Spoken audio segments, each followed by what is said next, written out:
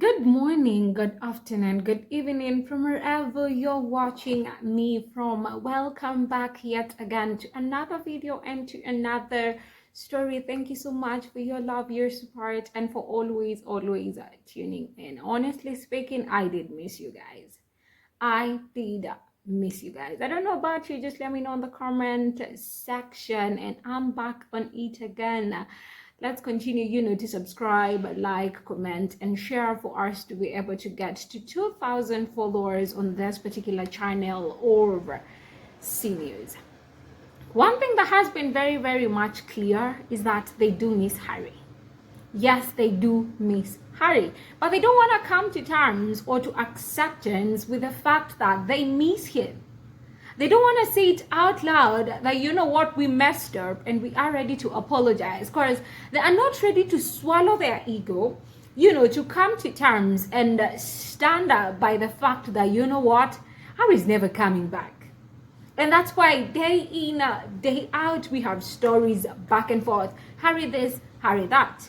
At that point, I was even laughing because during, the EV day, it was stated that the royal family had requested, the media outlets back in the UK to just focus on them on that particular day and not bring Harry and Meghan in the picture. That's one thing that's been stated that King Charles had requested. And I got myself laughing because at some point, somebody by the name Richard Eden couldn't swallow, his obsession and just for a minute forget about Harry and Meghan and went around, doing interviews and asking people questions. What do you think about Harry? What do you have to say about Harry? What do you think now that Harry and Meghan are not part of the EV day? And I was like, Daily Mail just went against or just... for once disobeyed the king's request. This tells you the obsession that they have with Harry and Meghan. I wasn't surprised as long as, we have people like Richard Eden, Angela Levine, supposed cold commentators and whatnot and what forth. I'm always like, I can't expect anything better from them.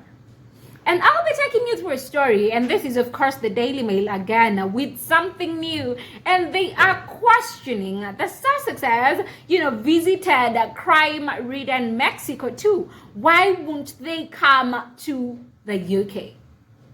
That's their question, and I just caught myself laughing because I'm like, what are you guys trying to insinuate? Harry has made it clear some of the reasons as to why. He probably won't bring his family. It's because he doesn't feel any safe back in that particular country.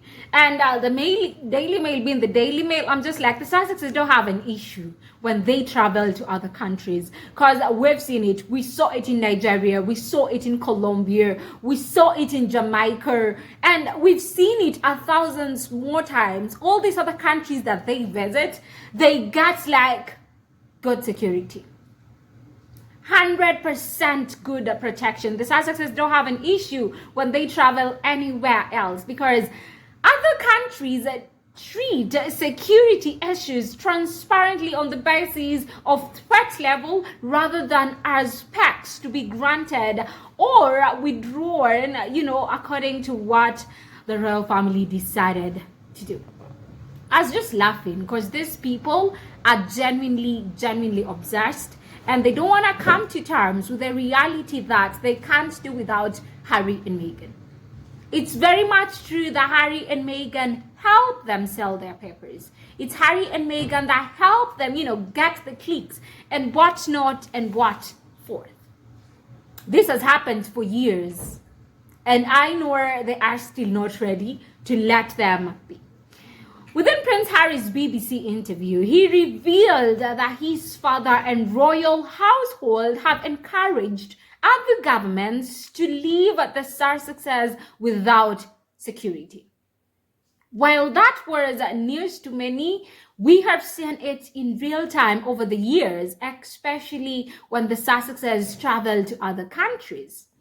Buckingham Palace has repeatedly thrown tantrums, about Harry and Meghan's travel to Nigeria, Colombia, Ukraine, Canada, Jamaica, the Netherlands, Germany, Lesotho, and many more other countries. They had a lot to say. It's because they couldn't withstand, watching other countries, just give Harry and Meghan security that they've been so much longing for. That, of course, Harry's home country, where he was born and raised, his motherland, can't afford to give him rain. I know they are always devastated, very bitter, but you know what? They stand no chance of winning them back. Because, of course, they can't win them back.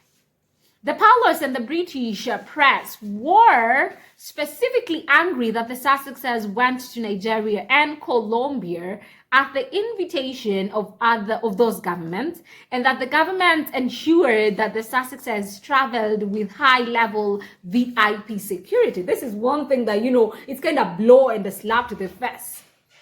Because they are like, why? And it's very much clear. Harry himself stated that his father went extra miles during his BBC interview to even request other countries not to dare give Harry security whenever he dare visits their country. But it's so unfortunate that other countries do value Harry's security and have seen what he's been able to go through. And of course, they aren't ready, not even for a minute, to just, see them or let Harry go through what he had to deal with, back in New York City, the car chase incident thing. Don't have to deal with trolls, derangers, and whatnot and what forth. And guess what? This time round, the Mail was inspired once again, to write yet another hilarious, unhinged piece about the Sussexes traveling to every country other than the UK. In quote, this was their title: every place Harry has visited since leaving the royal family, including no-go zones, despite saying he and his family are not safe in the UK. Like, they are always mad. Always mad whenever Harry does something that, of course, kind of corners them or pushes them to the wall. That's one thing that devastates them so bad. And I actually love how upset and historical the Mail gets over Harry and Meghan's travel. It's the, refusal to state the obvious. It's the biggest tell or the press. And Palace's agenda, the Harry and Meghan only travel to countries in which they have been invited and where they will have high-level security. 20 paragraphs devoted, to screaming how dare they go to a crime-ridden country or a war zone and not come to the UK, without acknowledging that the governments of Ukraine, Nigeria, Colombia all provide security. As for this reported trip to Mexico, America tourism to, Mexico is huge, especially to the state. And I'm just like, why are you guys mad? And it's very much clear. It's been stated over the years that all these other countries kind of just, provide security to Harry.